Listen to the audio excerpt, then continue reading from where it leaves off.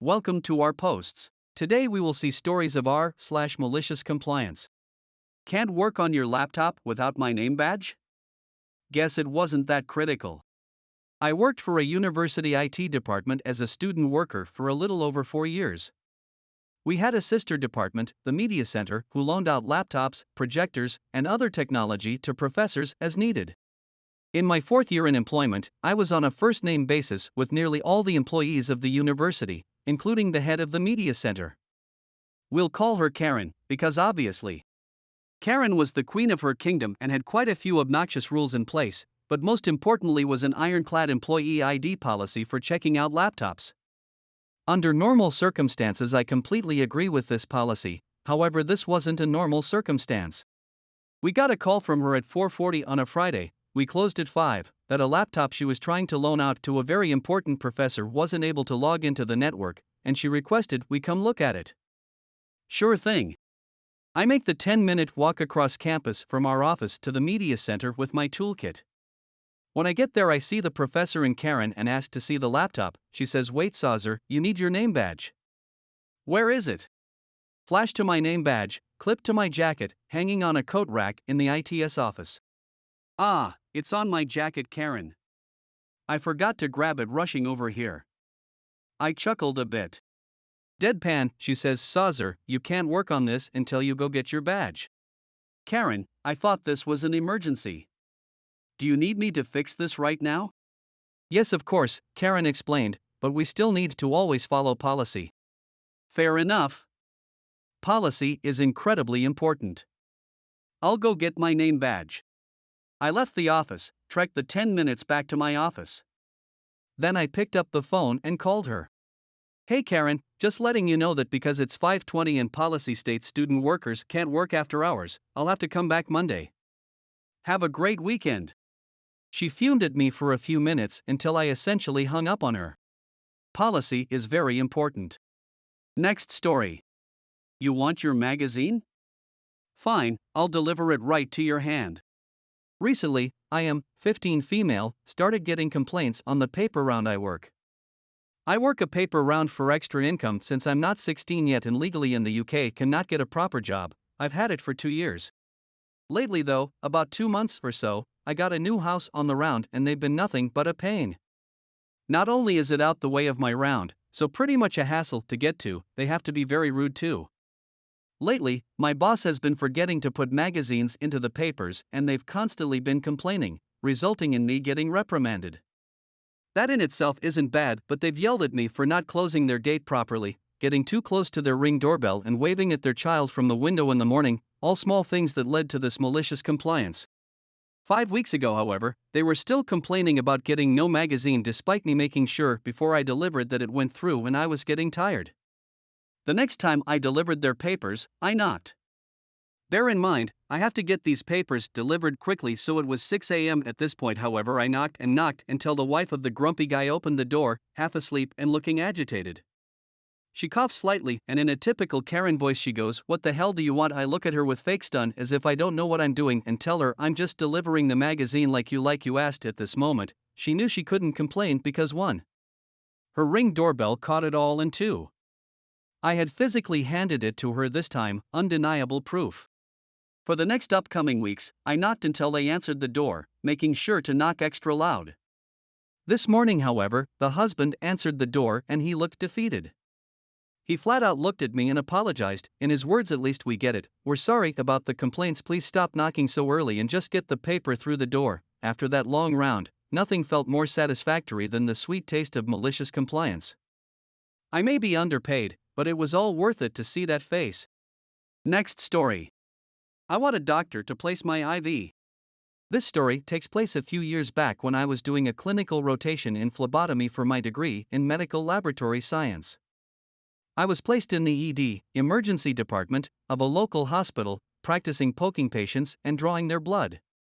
All the staff knew that my snow-white scrubs meant I was a student, but some patients took them to mean I was a physician. One night I happened to walk by an exam room where an altercation was taking place between a patient I will call Mr. Smith and a very patient RN, registered nurse. Altercations were a fairly common occurrence in the ED, but I was still pretty green, so it was hard not to stop and listen in. Nurse, I've been doing this for 30 years, Mr. Smith, I can assure you. Patient, I don't care how long you've been doing this, I want a doctor to place my IV. Nurse, Mr. Smith, if you hold still, I promise I'll have it in a flash. You'll hardly feel a thing. Patient, are you deaf or just stupid? At this point, the man catches sight of me loitering in the hallway. I want her to place my IV. Me, flabbergasted, but I can't thread IVs. I only know how to draw blood. Nurse, sir, she's just a student. This affront seemed to put the patient into overdrive, and he began slamming his fist on the bed rail, screaming for a doctor. The nurse quietly took me aside and asked me to go fetch one of the physicians on duty. I ran to get the kindest one, as I was afraid of getting snapped at by the other doctors working that night. I'll call him Dr. Anderson. Dr. Anderson patiently listened to my explanation, wordlessly grabbed an IV kit out of the cupboard, and followed me to the patient's room. We could hear the patient still throwing his tantrum as we walked down the hall. As soon as Dr. Anderson stepped into the room in his white coat, the patient switched it off like a light and breathed a heavy sigh of relief. Patient, finally. With a smug smile at his nurse. Dr. Anderson, with a big friendly smile, hello, Mr. Smith. I hear you want a doctor to place your IV. Well, I haven't done this since medical school, so that's, 25 years ago now? I might be a little rusty, but I'm happy to give it a shot. Nurse, will you please position the patient's head? I'm going for the jugular. Suddenly the patient decided he didn't want a doctor to place his IV after all, and the nurse with 30 years experience placing IVs would do just fine. Next story. No, that is not a company spot, that is my spot. When I started at my new company, we had used all assigned parking spots in the adjacent parking garage, and I was given a spot in a building a couple of blocks away. When I got in early one morning and had to be let in by security as the building was not yet unlocked, I talked with the security guard briefly, and this started a bit of a friendship. After a week or so, he asked why I always came through the front door, instead of through the parking garage, and I explained my situation. He ended up giving me one of the extra spots that was assigned to the security staff. I was only allowed to park there Monday through Thursday, as they needed the spot for cleaning crews on Friday. This spot is only about 20 feet from the pedestrian bridge to the building, so it is a pretty nice setup. We also have 2 company visitor spots in the same adjacent lot, however they are on the top floor, along with the rest of the spots assigned to our company, exposed to the sun, and require walking down 3 flights to get to the pedestrian bridge. We have had a senior engineer visiting from a different office for the last 2 weeks, parking in the visitor's spot. On Tuesday we went to our cars together, and he saw where I was parked.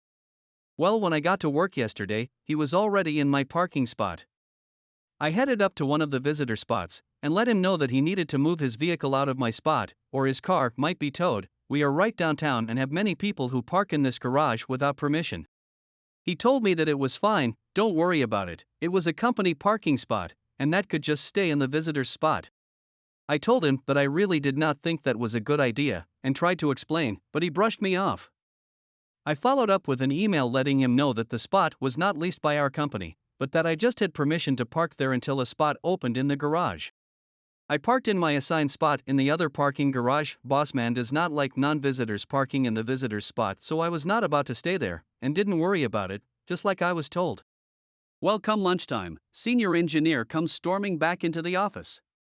Apparently, security guards saw that the vehicle parked in my spot was not my shitty Civic, but rather a Tesla, and decided to have the vehicle towed.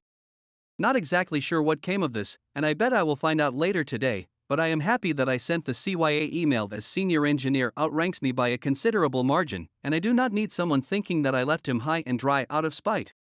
I should note that while we have spots assigned to our company, each vehicle gets assigned its own spot. Occasionally we will have people park in our assigned spots, and security will call our office to confirm if this is someone we are allowing to park there, or if this is someone parking improperly. So if it had been a company spot, senior engineer's assumption would have been correct. We got no such call, and security guard does not have my personal number. Update. Not the satisfying update I was hoping for at all. Apparently senior engineer called and complained to building management.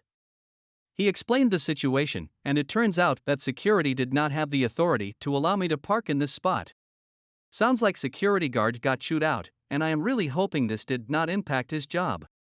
I lost my parking in the close garage. Boss man is not upset with me, which is the only good thing about this. Senior engineer was bitching to anyone who would listen. He is such a victim.